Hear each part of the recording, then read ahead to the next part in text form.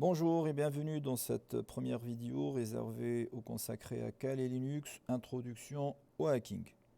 La cybersécurité est l'un des domaines les plus dynamiques des technologies de l'information. Chaque jour, de nombreuses attaques sont exécutées contre diverses entités, des particuliers aux grandes entreprises et même au gouvernement. En raison de ces menaces dans le monde numérique, de nouvelles professions ou métiers sont créées au sein des entreprises pour les personnes qui peuvent protéger les actifs de ces dernières. Ces vidéos visent à vous donner les connaissances et les techniques utilisées dans le domaine de la cybersécurité. Un testeur d'intrusion est un professionnel qui possède les compétences d'un hacker. Ils sont embauchés par une organisation pour effectuer des simulations d'attaques réelles sur leurs infrastructures réseau dans le but de découvrir les vulnérabilités de sécurité avant qu'une véritable attaque ne se produise. Le testeur d'intrusion, bien sûr, effectue ses tâches avec l'autorisation légale de l'organisation cible. Pour devenir un pirate informatique hautement qualifié, il est essentiel d'avoir une solide compréhension des ordinateurs, des réseaux et de la programmation d'applications, ainsi que la manière dont ils fonctionnent ensemble. Mais surtout, on doit être créatif. Le système d'exploitation Kali Linux dispose de centaines d'outils et de fonctionnalités conçus pour nous aider lors d'une évaluation de vulnérabilité et d'un test de pénétration. Nous utiliserons ce système pour présenter divers sujets en utilisant donc une approche centrée sur l'apprentissage. Nous mettons en place un ensemble de pratiques ou d'exercices pratiques allant du niveau débutant à intermédiaire en passant par des sujets et des techniques plus avancées. Avec ces premières vidéos, vous allez vous familiariser avec ce que sont les hackers et comment ils peuvent être classés en fonction des motivations et des actions. Vous apprendrez la terminologie importante et examinerez les méthodes et approches qui vous aideront tout au long de ces vidéos et vous mettront sur la voie pour devenir un testeur d'intrusion. Hacker, hack et hacking sont des termes qui sont devenus omniprésents au XXIe siècle. Nous allons introduire la notion de hacker avec les différents types. Le piratage a de nombreuses variétés, comme on le sait, ou saveurs, et il existe donc de nombreuses classifications pour les hackers.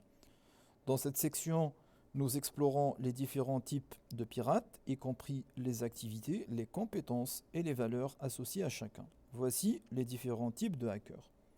Le hacker chapeau noir, chapeau blanc, chapeau gris, le hacker suicide, le hacker parrainé par l'État, les script kiddie, les terroristes cybernétiques. À la fin de cette section, vous pourrez comparer et constater chaque type de hacker. Le hacker chapeau noir. Les hackers Black Hat ont généralement une solide compréhension des systèmes d'exploitation, des réseaux et de la programmation d'applications qu'ils utilisent à des fins malveillantes et ou criminelles. Ce type de pirate informatique a généralement une compréhension approfondie des attaques et des tactiques d'évasion qu'ils utilisent pour éviter l'emprisonnement à la suite de leurs actions. Ils comprennent les outils et les tactiques couramment utilisées pour des hackers éthiques hautement qualifiés. Les hackers pris en flagrant délit de piratage criminel sont généralement mis sur liste noire de piratage éthique, perdant ainsi la possibilité d'obtenir un emploi en tant que hacker éthique. Maintenant qu'on a fait une petite introduction concernant les hackers Black Hat, jetons un coup d'œil à un autre type, celui qui suit, des pratiques éthiques, appelées aussi, et aide les autres, le hacker White Hat, les hackers chapeau blanc. Comme les hackers chapeau noir, ces derniers possèdent une solide compréhension des systèmes, des réseaux et de la programmation d'applications. Cependant, contrairement aux chapeaux noirs, ils utilisent leurs connaissances et leurs compétences pour tester les systèmes, les applications et les réseaux pour les vulnérabilités de sécurité. Ces tests sont effectués avec l'autorisation de la cible et sont utilisés pour détecter les failles et les faiblesses de la sécurité avant que des pirates non éthiques ne les exploitent. La motivation à protéger les systèmes et les entités tout en restant dans les limites de la loi et de l'éthique conduit à ce que les chapeaux blancs soient qualifiés de hackers éthiques. À l'instar des chapeaux noirs, ils possèdent une solide connaissance des outils de piratage, des vecteurs d'attaque et des tactiques utilisées dans l'exploitation et la découverte de vulnérabilités. Ils doivent également penser comme des black hats lors des tests et doivent donc faire preuve de créativité pour s'imaginer dans la peau de ceux qui souhaitent combattre. Le piratage éthique ou chapeau blanc est la forme la plus courante de piratage et c'est l'objet de ces vidéos et de la suite de notre présentation. Maintenant que nous comprenons la différence entre un hacker white hat et un hacker black hat, passons à un autre type de hacker qui recherche des vulnérabilités tout en restant ambigu ou dans une zone grise entre piratage éthique et non éthique. C'est le hacker chapeau gris. Les hackers chapeau gris sont similaires aux chapeaux blancs, mais mènent souvent des recherches sur les vulnérabilités puis divulguent ces dernières pour forcer les fournisseurs à résoudre le problème en publiant un correctif logiciel. Leurs compétences mettent généralement davantage l'accent sur les tactiques de recherche de vulnérabilité, telles que le fuzzing, le débogage et la rétro-ingénierie. Parfois, être un chapeau gris peut être difficile, car l'équilibre et la définition des actions éthiques et contraires à l'éthique changent constamment. Malgré la place difficile qu'ils occupent dans la communauté, ils partagent des informations précieuses sur les failles de sécurité et sont donc des membres importants de la communauté de la cybersécurité. Le prochain type de pirate informatique utilise des moyens contraires à l'éthique pour s'introduire dans les systèmes, mais ne le fait pas pour un profit personnel, comme un chapeau noir. Ce type de pirate informatique est le pirate suicide. Les hackers suicidaires sont généralement des hackers moins qualifiés qui sont à peu près assez capables d'accéder au système, mais qui ne peuvent pas échapper à la détection. Ces hackers n'ont aucun souci d'être pris ou emprisonnés. Ils sont heureux tant qu'ils réussissent à entrer et à perturber un système. Leurs actions sont motivées par la vengeance, les idéologies politiques, etc.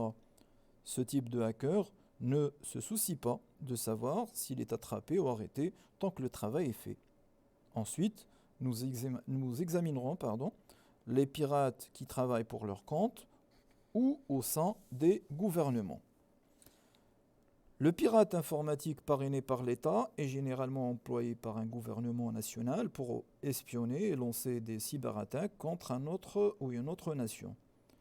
Ces hackers ont dominé les conversations sur les piratages dans la société.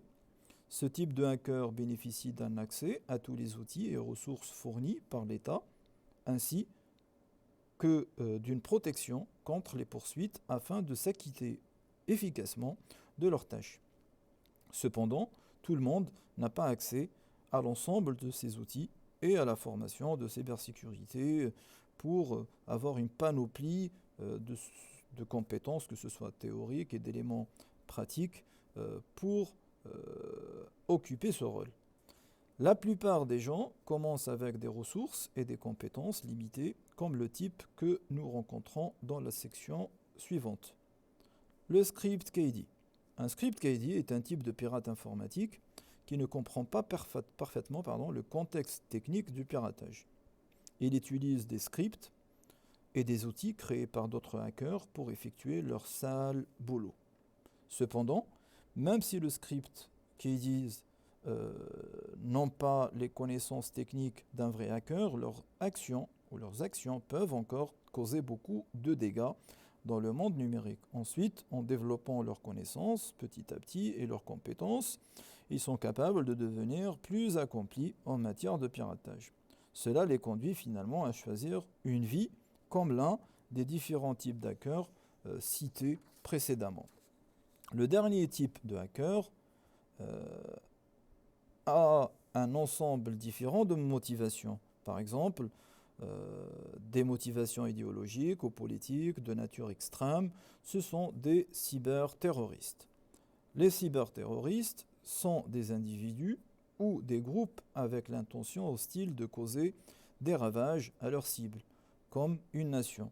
Leur motivation est de nature politique. Les cyberterroristes mènent une grande variété de piratage en fonction de ce qu'ils font, du chaos en compromettant la cybersécurité jusqu'au même en compromettant la sécurité physique, en piratant des bases de données confidentielles. Après avoir terminé cette première vidéo, vous êtes maintenant en mesure de faire la différence entre chaque type de pirate informatique, leur motivation et leurs compétences. Ensuite, au niveau de la vidéo suivante, aux prochaines, nous allons passer à quelques terminologies importantes afin que vous puissiez mieux vous familiariser avec le langage de la communauté de la cybersécurité. Merci pour votre attention et à la prochaine vidéo.